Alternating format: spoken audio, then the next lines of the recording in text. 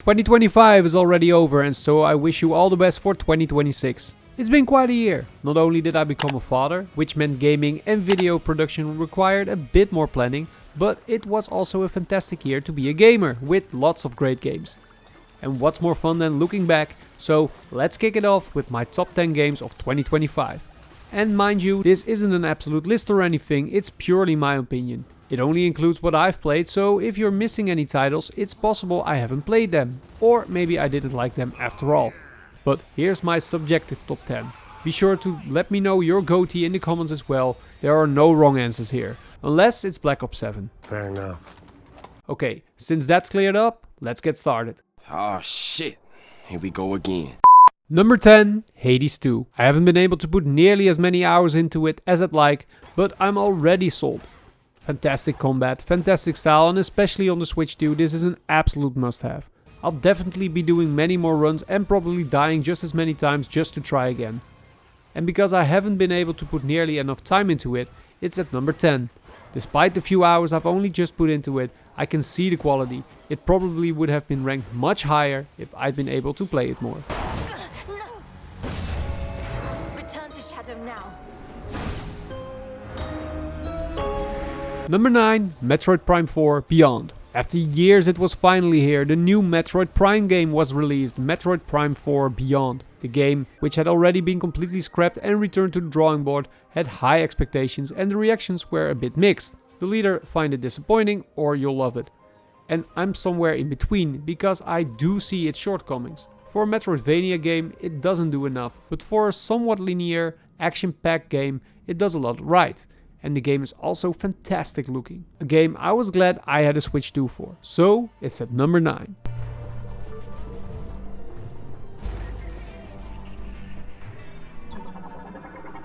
That's cool, bye. Number 8, Assassin's Creed Shadows. Bigger than ever, more beautiful than ever, and more ambitious story-wise than ever. Despite a certain competitor doing this setting and story even better this year, and yes, we'll get to that in a moment, I thoroughly enjoyed this typical Assassin's Creed. It drags a bit towards the end and perhaps it's a bit too big, but it absolutely deserves a spot in this year's top 10. And so it's at number 8. Number 7, Mafia: The Old Country. It might come as a surprise that this game is on the list, but I'm someone who loved it and really wants to defend it. Though I might be one of the few. Is the story cliché? Yes. Is the open world otherwise pointless? Yes. Isn't the gameplay much more innovative than the average 2008 game? Yes, indeed. And still, this is exactly what I want and expect from a Mafia game. Everything has been delivered for me, and the game's presentation is also top notch. I understand that this isn't for everyone, and why many will have it among this year's disappointments, but I strongly disagree. Sure, there are some flaws in the open world, I certainly see those clichés, but I had a great time with this game. A game where you didn't have to think too much and can simply enjoy a cliché Mafia story. And so, it's at number 7. Number 6, Pokémon Legends ZA. A pleasant surprise for me, as I didn't think too much of this game initially, but I started playing it and it did a lot of things I liked, like removing the purely turn-based combat, including the wild zones and the organic progression through the various storylines. Plus, you could freely experiment with these different movesets because you could switch them on the fly. So I had a blast playing through it. It has its flaws, especially presentation wise, so serious steps needs to be taken to maintain this in the future. But for now, the gameplay itself was so enjoyable that I've put it at number 6.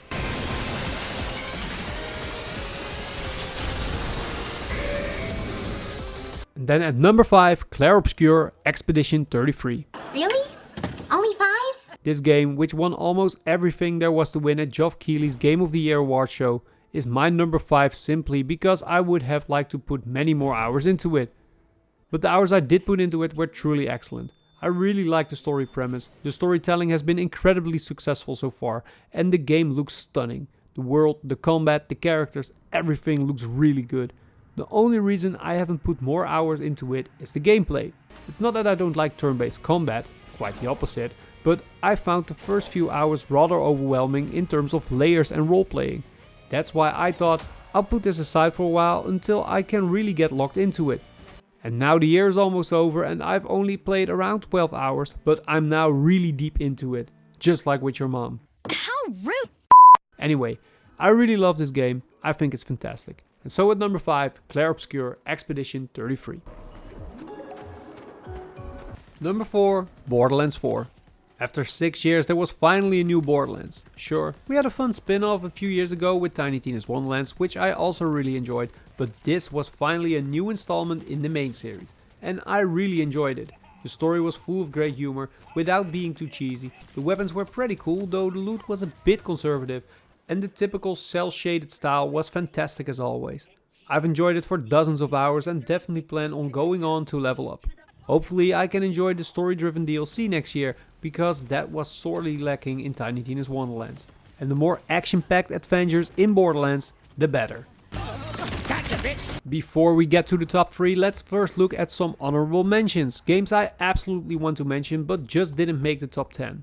And let's start with Gears of War Reloaded. My favorite game ever, my GOAT, and objectively the best third-person shooter ever has been remastered and re-released on PlayStation 5. And almost 20 years later, blasting Locust with Marcus Venus and Delta Squad, co-op or otherwise, is still a lot of fun, with its brutal action and awesome graphics and gameplay. But putting a remaster of a remake of a game from 2006 in the top 10 was a bit too much for me. But it's definitely an honorable mention. Another remaster, remake or other interpretation of an old game, or just how you like to call it, I'd like to mention here is Ninja Gaiden 2 Black. It was shadow dropped in the beginning of this year, and just like in 2008, I had a blast with Ryu Hayabusa spilling tons of blood in this gruesomely awesome and brilliant action game. It was quite challenging at times, but absolutely worth it. And finally, Mario Kart World. A great launch game for the Switch too that I really enjoyed, but it didn't reach its full potential. So, an honorable mention, because the party arcade racing with Mario and all the other characters remained a great pastime, and the knockout races online in particular were good for a lot of chaos and fun. But now it's time for the top 3.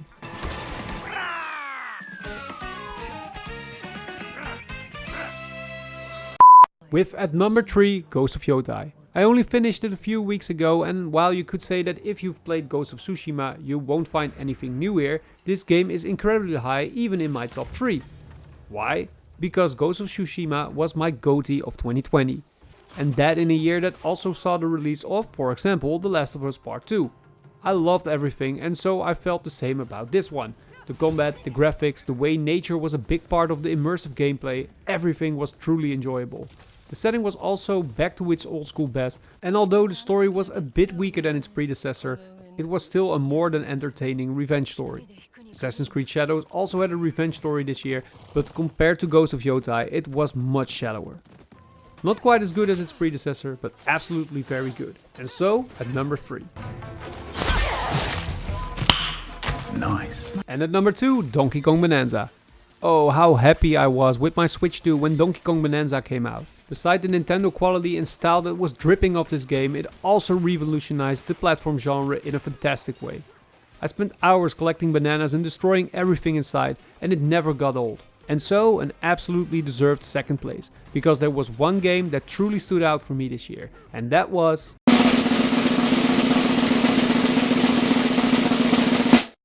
Kingdom Come: Deliverance 2. Not only my favorite game, but also a milestone and a new standard for me when it comes to open world RPGs and games on itself. Every so often there are games that push boundaries and become a kind of new benchmark, and Kingdom Come: Deliverance 2 is one of them.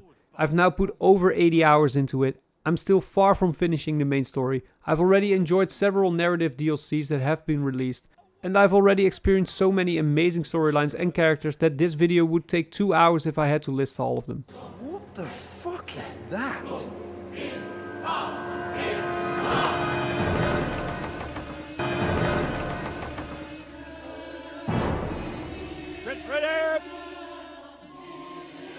Pater Noster, Quies in Caelus. Time!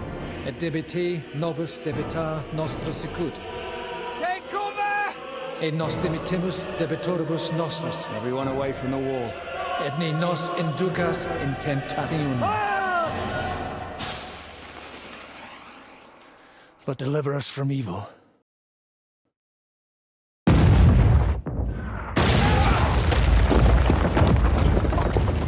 And I haven't even mentioned the random shit you can encounter, the world full of things to discover, the way NPCs react to your actions, everything is so well designed that every time I played the game, I wondered aloud and with glee what I was about to experience next. And then there are all the systems like blacksmithing, alchemy, you name it.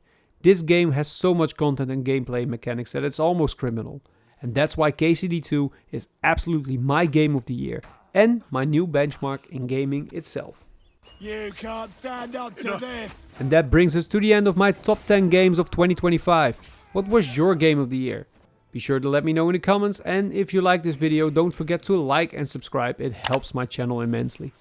For live gameplay, check out my Twitch, twitch.tv/gameplayofjay, and be sure to follow me there too. For more content, check out the suggestions on the left or my channel on the right.